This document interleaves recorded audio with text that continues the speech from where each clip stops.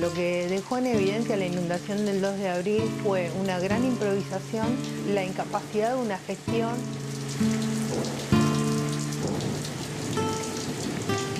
La ciudad estaba expuesta a este riesgo hídrico y jamás se hizo un plan de contingencia que sea una política de Estado.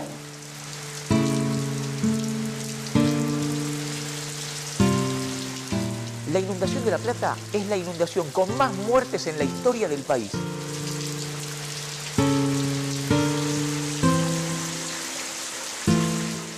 La clase política se quedó pasmada. La inundación fue un cachetazo de realidad que estaba ahí a la vista de la gente.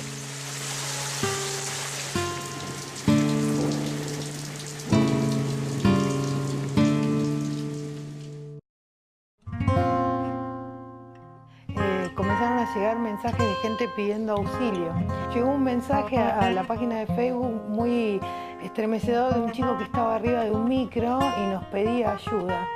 Me enteré de ahí, empecé a ver autos chocados, empecé a andar quise pasar por 7, no podía ir para Tolosa, desde el centro. Y ahí fue donde empecé a darme cuenta que había sido una lluvia extraordinaria, pero nunca me imaginé las consecuencias.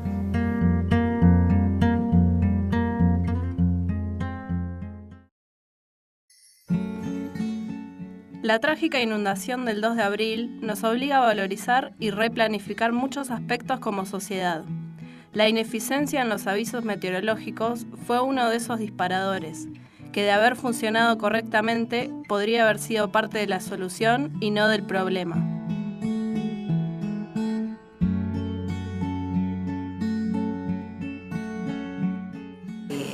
Yo lo que siempre digo es que gracias al compromiso que ellos tienen, no todo el personal técnico de acá del departamento, es que tuvimos la oportunidad de tener semejante precipitación, porque fue tan intensa, digamos, de tal magnitud, de tal volumen de agua caída, que si ellos no hubieran procedido como lo hicieron, no hubiéramos tenido semejante dato, ¿no? Así que realmente, bueno, es una demostración de personas que hacen todos los días un trabajo que parece rutinario, pero que en realidad tienen un compromiso tal que cuando es necesario están, ¿no?, presentes.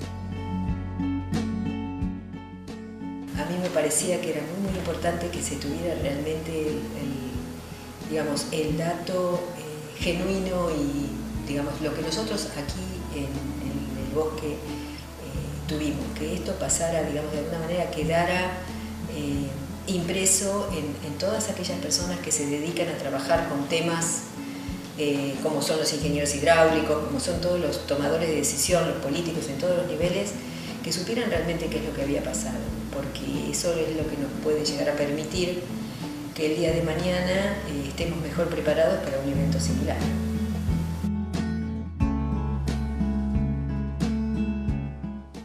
El derecho y la política en las cuestiones ambientales son todavía un desafío muy grande, ¿no? Porque hay muchos que sabemos qué se debería hacer o qué se podría hacer. Uno de los que más lo saben son las leyes, porque en las leyes está escrito el ABC por donde hay que empezar, que es el conocimiento de la naturaleza, de los recursos, es decir, hacer un inventario. En cualquier ley de recursos naturales se habla de eso. Lo que no sucede es que se haga. Es decir, y si se hace con mucha lentitud. Lo que no están entendiendo los funcionarios de la clase política es la incidencia del cambio climático. Esto queda claro. Nadie hoy podría decir que eso va a pasar cada 1000 años y no va a suceder. Si bien considero que sí fue una lluvia excepcional, también considero que la recurrencia de eso va a empezar a suceder cada vez más. Y este es el fondo de la cuestión que no se termina de entender. Entonces, lo que creo es que nosotros no estamos hoy preparadas, nuestra ciudad, nuestra infraestructura, para afrontar ese cambio climático en el que realmente tienen que empezar a pensar las clases políticas. El primer código de agua se proyectó para la provincia de Buenos Aires y te lo quería mostrar porque es muy evidente que es viejo, y es un código del año 39. A pesar de que este proyecto lo hicieron personas interdisciplinariamente, personas las más sabias hidráulica, en derecho, etc. El verdadero primer código de agua salió recién en el año 97. Es decir, en el año 99, es decir, 60 años después de que se proyectara el primero. Desde la vuelta a la democracia, el primer código se proyectó en el año 88. Permanentemente perdió estado parlamentario y no se sancionaba. Tuvo que llegar el tiempo de querer privatizar el sistema de aguas de la provincia de Buenos Aires para apurarse ahí ante las críticas a tratar de sancionarse un código de aguas que amparase el aspecto preventivo, o si se quiere, conocimiento del recurso. Si te remontás, muy interesante, esta otra ley es del año 97. Esta ley pedía la demarcación de la línea de ribera, que se llama, pero también pedía, te leo solo el título, la definición y demarcación de las líneas limítrofes de vías de evacuación de inundaciones, es decir, ya se prevé que el Estado tiene que planificar por dónde se va a desagotar en caso de inundaciones una zona, un municipio, lo que fuera, de áreas inundables, zonas de riesgo y confección de mapas de zonas de riesgo. Todo estaba escrito en el año 97. El tema es que qué pasa en el mientras tanto, ¿no? Pese a que se quiso instalar la idea de que la lluvia del 2 de abril fue un fenómeno excepcional, la ciudad ya se había inundado 4 veces entre 2002 y 2013, con precipitaciones superiores a los 90 milímetros. Situación que era y es alertada por instituciones como la Universidad Nacional de La Plata. En el 2008 la facultad tuvo una intervención a través de gente, meteorólogo de acá de la facultad, y lo que se ofreció fue dar cursos de capacitación para personas del municipio que estuvieran vinculadas a esta temática. Y eso nunca se concretó y no tuvimos otro vínculo. Y bueno, era una mezcla de sensaciones de aquello que habíamos vivenciado en el 2008 acá en Villa Elisa, de que no volviera a pasar, de no saber qué estaba pasando en la ciudad. En el 2008 también fue bastante tensa la situación. La diferencia es que, bueno, comenzó la mayor lluvia, el mayor caudal de lluvia durante el día. Y recuerdo plenamente cómo llovía, y recuerdo ver a los vecinos después pidiendo auxilio, teniendo 1,80 m de agua en sus casas. El recuerdo que tienen los mismos vecinos que más sufrieron la inundación del 2008, de ver venir grandes cantidades de agua por las calles, desaparecer las calles en el medio del agua. Así que fue todo, nos trajo a la mente esa situación del 2008, y a la vez teníamos el miedo de que lo que estaba pasando en La Plata nos podía volver a suceder acá, porque como ustedes saben, desde el 2008 no tuvimos en Villa Elisa respuesta a los reclamos que hicimos, e incluso denunciamos en su momento que también había habido muertos, y lo sigo diciendo, y nunca salieron a la luz.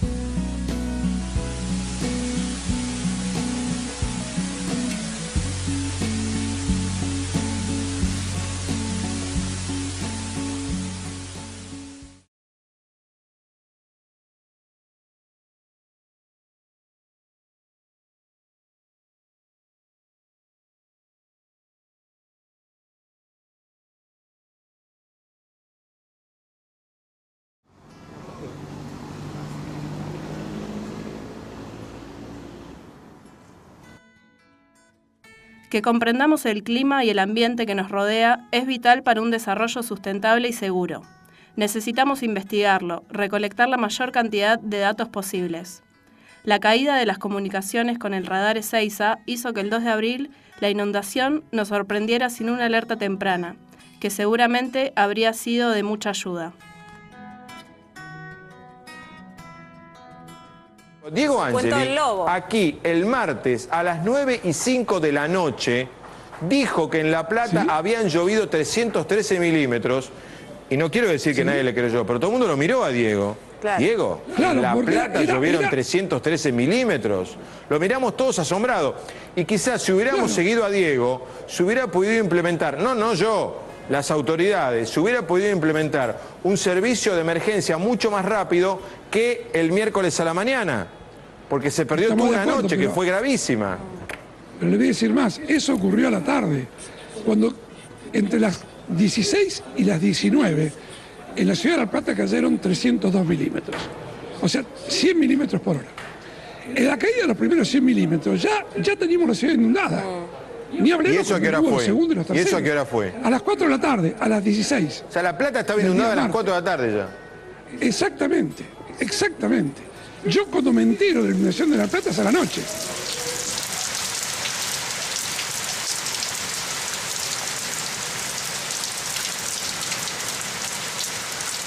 Las comunicaciones son lo primero que fallan. Entonces, ¿cómo hacer para tener un sistema suficientemente, digamos, robusto como para que siga funcionando a pesar de los, digamos, los avatares de la naturaleza, digamos, por decírselo de alguna manera, ¿no? Desde la Nación en ese momento, bueno, implementaron la compra de más radares, y de mejorar el sistema de comunicación. Ahora, básicamente creo que es teniendo más de un sistema de comunicación. O sea, si uno quiere mejorarlo, tiene que tener más de una forma. O sea, uno puede decir, bueno, yo lo tengo, por ejemplo, todos decimos, bueno, fenómeno, lo tenemos en el celular, en forma instantánea yo lo voy a recibir en el celular. Y bueno, entonces a mí me parece bárbaro tenerlo en el celular, tenerlo en una computadora y tenerlo a través de una antena, que es un poco lo que estamos implementando nosotros, ¿no? O sea, tener varias formas de comunicación distintas. Entonces eso nos va a permitir que quizás al menos una funcione. O sea, cubrirse lo más posible con toda la mayor cantidad posible de formas de comunicarse. Tanto lo de que vos me mencionás como del radar que medía en Ezeiza, como de un montón de otros instrumentales que nosotros tenemos acá, incluso en la zona, y con los que podemos usar y que no funcionaron en ese momento, eso tiene que funcionar como un reloj suizo, quien diría. No podemos estar calculando si llovió esto, llovió lo otro, si la lluvia fue extraordinaria o no. Tienen que funcionar todos los sistemas y eso tiene que ver con un plan de contingencia bien diseñado y con organismos trabajando en esta cuestión, ¿no? En 1993, un informe de la Auditoría General de la Nación alertó sobre la falta de instrumentos y personal en el servicio meteorológico, el cual bajó de la cifra de 1.416 a tan solo 131 en 20 años. Durante la inundación del 2 de abril, fueron testigos nuevamente de una de las decenas de fallos en el sistema de tecnología de información, motivo por el cual no existió contacto con el radar Ezeiza. Salió casi inmediatamente después de las inundaciones, a los 25 días del mes de abril del año 2013.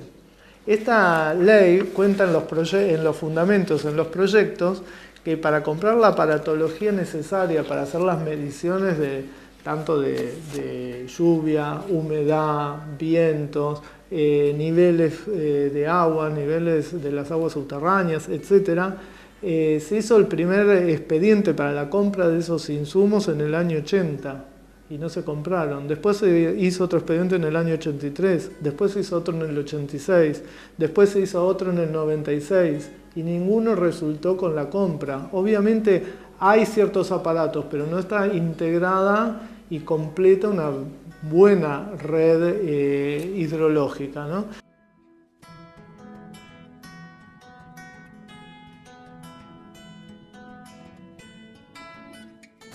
Cuando la Facultad de Ingeniería hace su informe, lo que ocurre es que el dato del observatorio es el que condice con la observación de campo.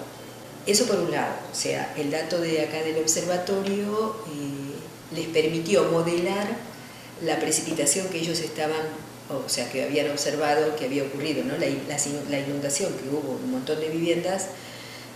A partir de usar el dato que tenían desde el aeropuerto no lo podían modelar, ¿está bien? Por un lado. Por el otro lado está claro que la precipitación no es homogénea, no va a ocurrir una precipitación en una gran región y de igual cantidad de agua caída. Entonces es muy probable que nuestra estación haya estado justamente en el centro de la tormenta, digamos. Entonces tuvimos entre comillas, suerte de poder captar la mayor cantidad de agua caliente.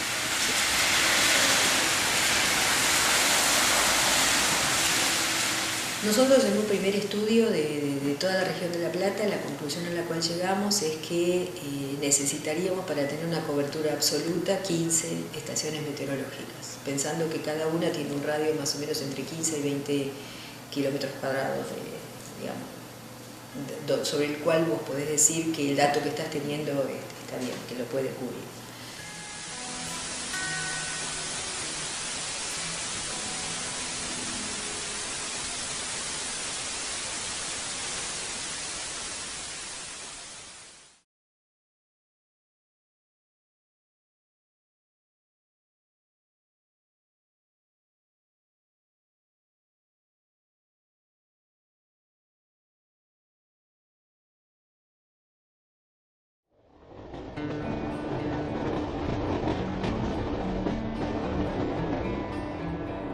Durante las primeras horas se nos dijo que había caído una precipitación de 181 milímetros a partir de las mediciones del Servicio Meteorológico Nacional en el aeródromo, demasiado alejado del epicentro de la tormenta. La medición más acorde conocida fue tomada por la Facultad de Astronomía, que duplicó los números y dejó en evidencia la necesidad de reconstruir un sistema de control, planificación e investigación. La universidad y el CONICET abrieron una línea de proyectos que se llaman proyectos de investigación orientados, dedicados a la temática de la emergencia hídrica, y entonces, bueno, dentro de ese marco actualmente hay 5 proyectos en curso, y en uno de esos proyectos nosotros participamos con la idea de implementar una red de estaciones meteorológicas en la región, porque lo que ocurrió en abril del 2013 es que nosotros nos dimos cuenta que al salir a buscar datos de otras estaciones, nos dimos cuenta que no había una buena distribución de estaciones y que no teníamos en forma rápida datos de otras estaciones. El aporte que nosotros podíamos hacer como grupo de trabajo y grupo de investigación era ¿no? Ya que tenemos la experiencia de trabajar con datos digitales, datos meteorológicos digitales, tratar de implementar en la región una red que en tiempo real esté captando datos de distintos puntos de la región, y eso va a permitir varias cosas. Entre ellas, en un futuro podría llegar a permitir aportar para una alerta meteorológico, si se implementara.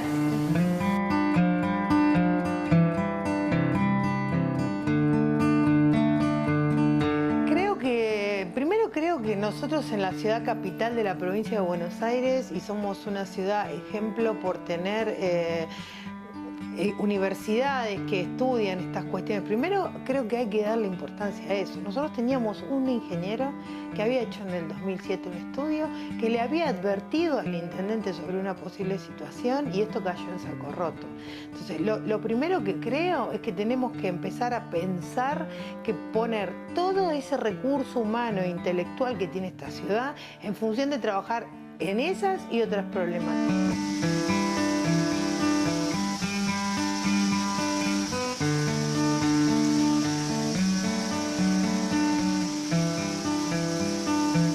Yo insisto, no sé si es compartido, pero yo nunca quiero criticar solo a los políticos o a los funcionarios, porque es tal cual, es un tema de la sociedad y la sociedad convalida. Pongo siempre el ejemplo, si vos tomás en una encuesta de opinión las prioridades de la sociedad, entre los 10 primeros temas nunca apareció algún tema parecido a lo ambiental. Entonces, si esa sociedad no reclama, yo digo, sí, se avanza en conocimiento, pero es como un avance a veces selectivo. Hay ciertas personas que avanzan. Evidentemente no es una cosa muy masiva.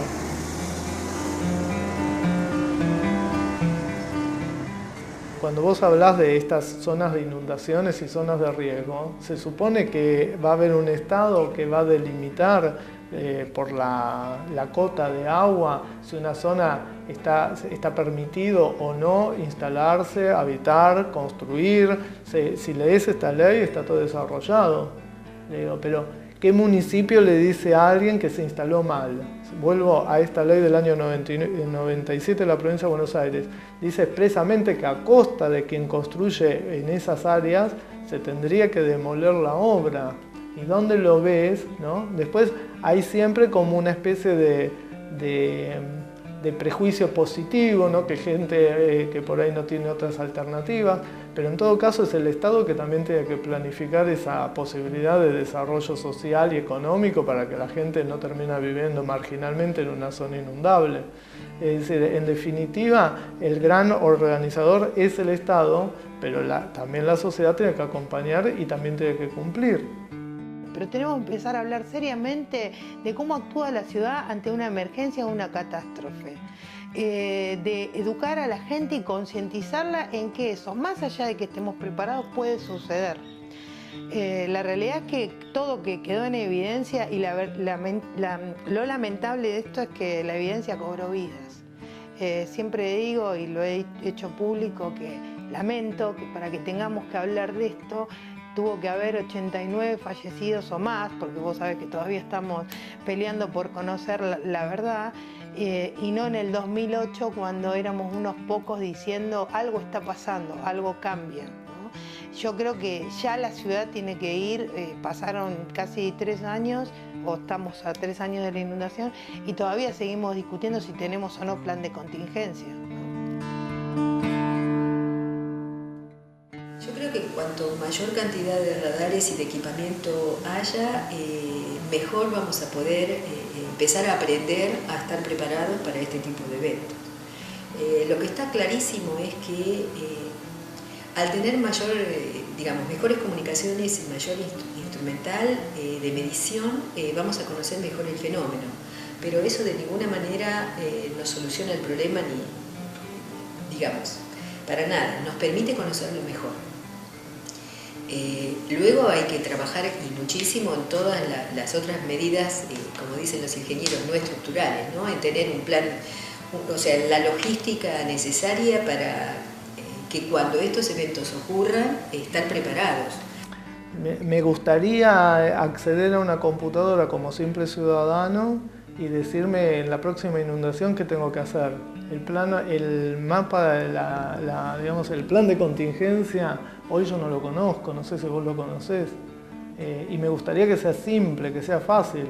A mí me gustaría acceder a la página de la Autoridad del Agua y escuchar hablar del agua, o ver planes, o ver mapas, y mapas de riesgo. Yo veo cómo se va a recaudar, cómo se va a pagar, cómo es el canon, cómo se hace el trámite. Es decir, son oficinas que todavía siguen siendo más recaudadoras que de gestión y de planificación, ¿no? Sinceramente sí, me gustaría que desde ya que nunca más vuelva a pasar algo así, como lo que es la inundación, pero aún que fuera una hipótesis mínima, tendríamos que ya con el anticipo de la vez que pasó, tener un poquito algo más organizado. Por ello, vecinos, hacemos hoy este llamado a redoblar la lucha, que es la única alternativa que tenemos para no resignarnos, para seguir viviendo en esta ciudad que no se termine de convertir en una trampa mortal para la población ante cualquier lluvia, sea de mediana o fuerte intensidad. Y hay que trabajar mucho en todas estas medidas no estructurales, ¿no? Que son difíciles de implementar, porque de hecho, no las teníamos implementadas. Entonces, implementarlas y yo creo que el gran desafío es continuar con esto en el tiempo. Ese es el gran desafío. El desafío, me parece a mí, no es en lo inmediato, a ver todo lo que vamos a hacer, sino en el tiempo continuar haciendo lo que logramos armar después de esta precipitación. Para mí eso es lo más importante.